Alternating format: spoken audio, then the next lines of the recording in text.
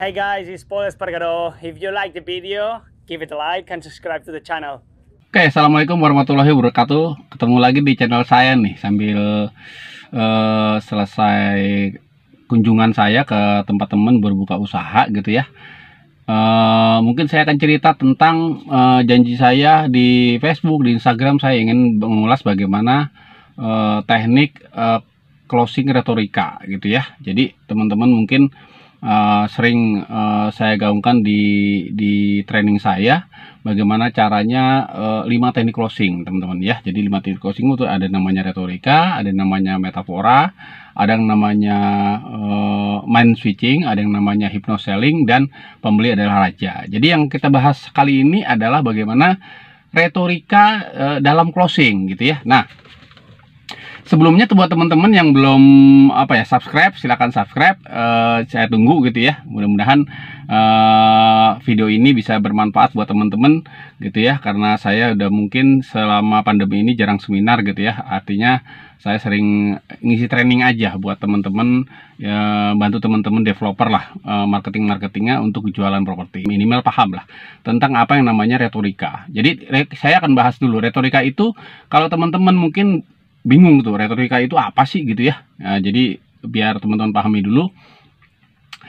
Nah, retorika itu sudah lama ilmunya sebenarnya. Jadi ilmu retorika itu ilmu penemunya dulu lah. Penemunya retorika itu adalah Aristoteles teman-teman ya, Aristoteles. Jadi teman-teman bisa carilah ya, cari di Google lah penemu retorika itu siapa gitu ya.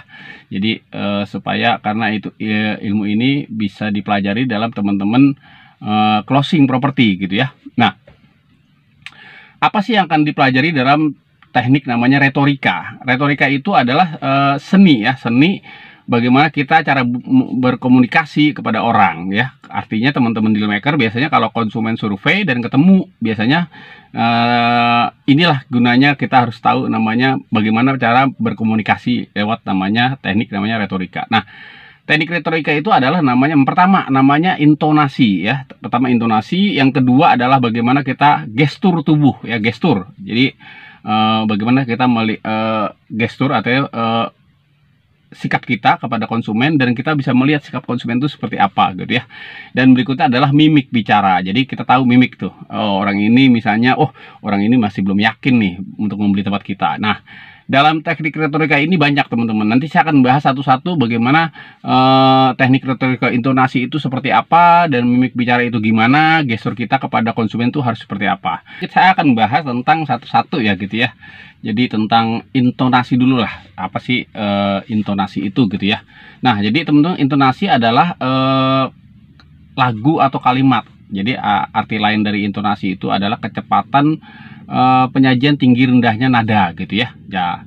Nah, fungsinya apa sih teman-teman belajar tentang intonasi ini? Ya, intonasi perlu teman-teman ketahui karena penting ya digunakan untuk berkomunikasi kepada konsumen ya. Pertama ya, fungsi intonasi itu adalah membentuk makna ya.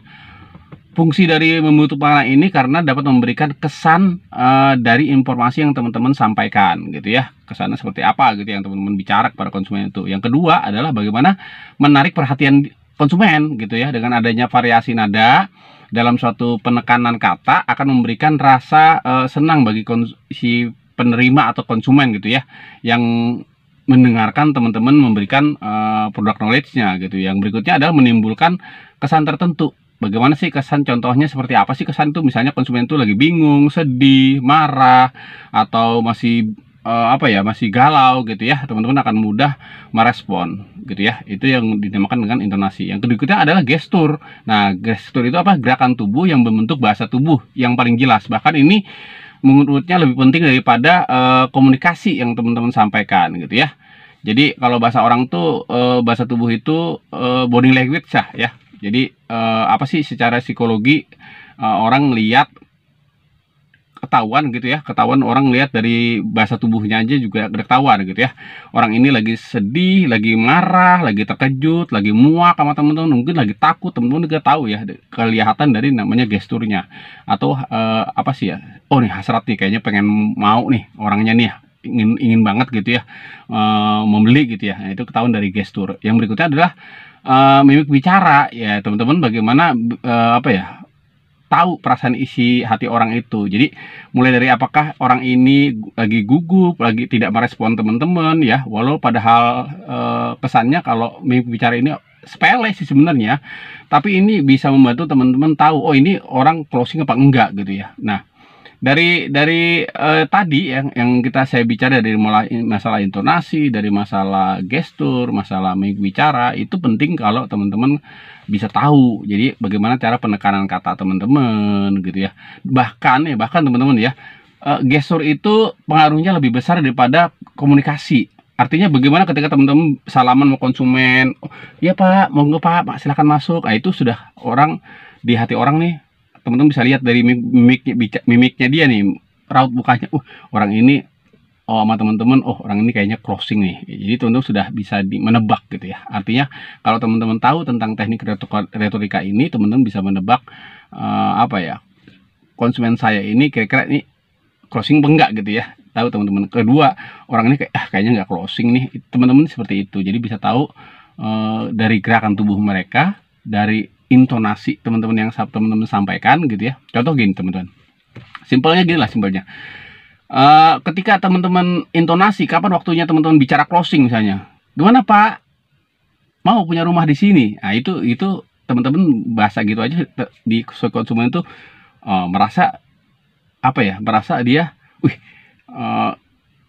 timbul mau apa tidak dalam hatinya ya, dalam hatinya. Nah teman-teman tinggal lihat nih, oh dia kayaknya merespon apa yang teman-teman sampaikan gitu ya. Nah itu teman-teman bisa gunakan teknik yang namanya retorika ini dalam komunikasi kepada konsumen. Jadi kenapa apa ya, teknik retorika ini penting, karena ketika kita kan bertemu orang ya, kita bertemu orang dan kemudian orang itu ketika mau beli produk kita tuh, orang ini pertama sebelum dia percaya sama produknya, dia ngeliat kita dulu gitu teman-teman. Dia ngeliat kita dulu, nih ini benar nggak sih nih orang mau jualan rumah gitu ya, yakin nggak sih nih orang apa namanya benar-benar apa ya, bisa meyakinkan lah kita nih, bisa meyakinkan konsumen nggak gitu. Itu intinya kalau teman-teman tahu tentang teknik namanya retorika.